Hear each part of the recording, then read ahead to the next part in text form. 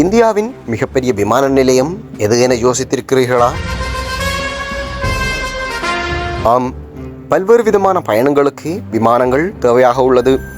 அதுவும் சமீப காலமாக இந்தியாவின் விமான நிலையங்கள் அதிக போக்குவரத்து, அதிக கடினமான அட்டவணைகள் மற்றும் அதிகரித்த சர்வதேச இணைப்புக்கு இடமளிக்கும் வகையில் விரைவாக விரிவடைந்துள்ளன. இந்தியாவில் 5500 ஏக்கருக்கும் அதிகமான பரப்பளவை கொண்ட ஹைதராபாத்தின் ராஜீவ்காந்தி சர்வதேச விமான நிலையம் இந்தியாவின் மிகப்பெரிய விமான நிலையமாக தெரிவு செய்யப்பட்டுள்ளது. இது ஆசியாவின் மிக நீளமான ஓடுபாதைகளில் ஒன்றையும் கொண்டுள்ளது. மேலும் சொல்லப்போனால் இந்தியாவினுடைய கோவா பகுதியில் மிகப்பெரிய விமான நிலையங்களில் 2 இடங்களை கொண்டுள்ளது.